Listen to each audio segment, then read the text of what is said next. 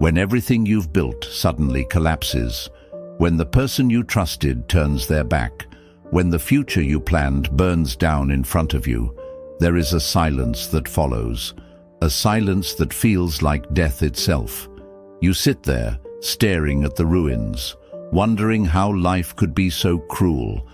And in that silence, anger rises, despair rises, the temptation to give up completely presses against your chest. But what if I told you this exact moment, the one that feels like the end, is actually the beginning of a version of you that no one can break? What if you could become untouchable? The Stoics believed that when life strips you bare, you're closer to truth than ever before. Because now, nothing is left except what's real, your mind, your choices, your strength. In this video, I want to guide you through that fire. We will walk through the ruins together. You'll learn how to hold your ground when the world shakes, how to master the only battlefield that matters, your own mind. By the end, you will see why what feels like destruction can actually be your liberation. Seneca once wrote, "A gem cannot be polished without friction, nor a man perfected without trials." This is the first lesson. The pain you feel is not proof of weakness. It is the weight that shapes you. You think your suffering makes you smaller, but in truth, it carves out a larger space inside you, a place where strength, patience, and wisdom can take root.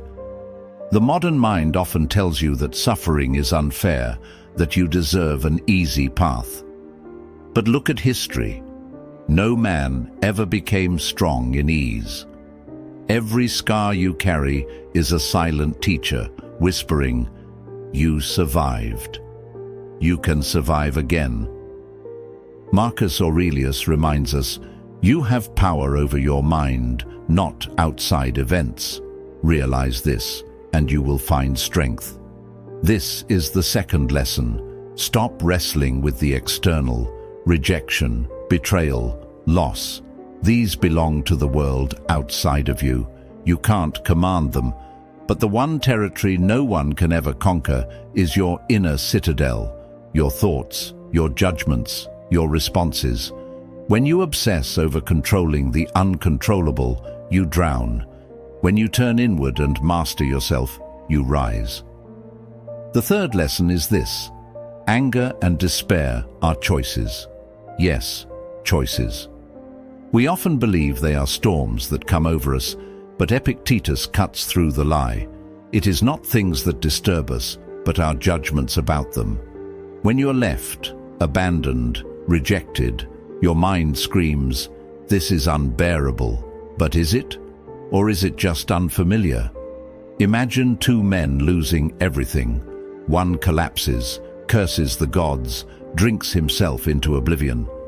The other sits still, breathes, and says, "Very well. Then I begin again."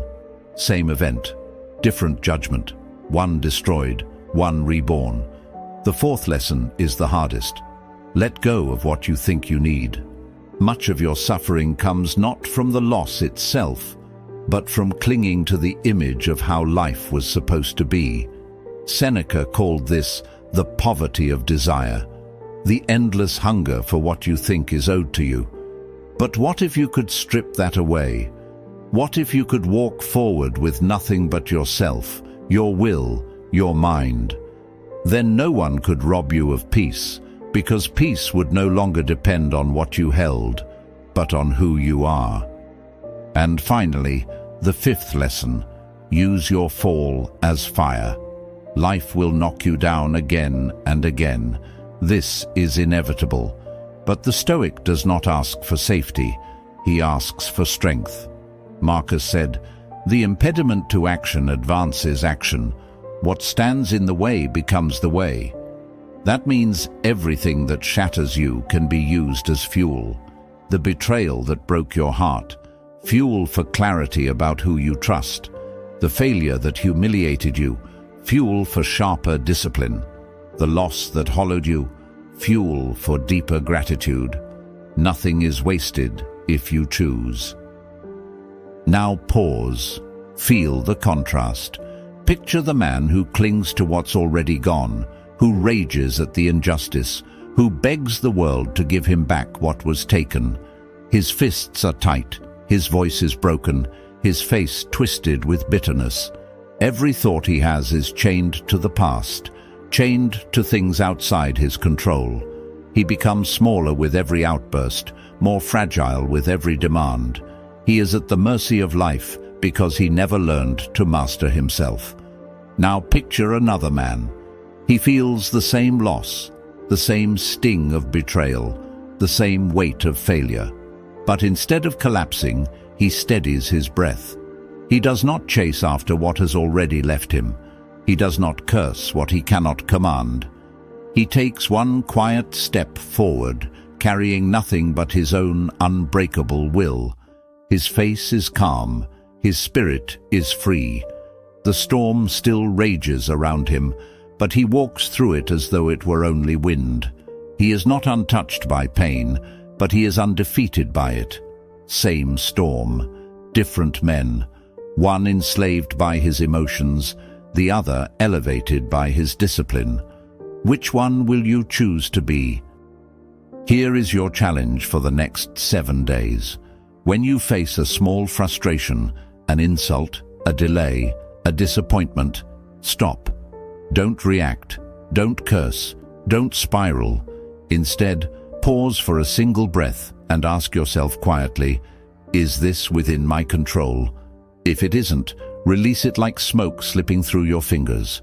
Let it drift away, because it was never truly yours to hold. If it is, then act with calm strength, without complaint, without the need to prove anything to anyone. Do this daily, and something subtle but powerful will begin to change inside you. At first, it will feel like a small victory, a moment of silence where once there was noise. Then it will grow. The insults won't cut as deep. The delays won't eat away at you. The disappointments won't feel like the end of the world. Slowly, you'll notice the difference. Where you once felt dragged by every wave, you now stand like a rock against the tide. You will see with your own eyes that even in chaos, you are not helpless. You are unshakable. If this message spoke to you, carry it with you. And if you want to continue walking this path of strength and clarity, join me here. Subscribe, share your reflections in the comments, and let's keep building this inner fortress together. Because when everything falls apart, you will remember, nothing outside can ever touch the man who has mastered himself.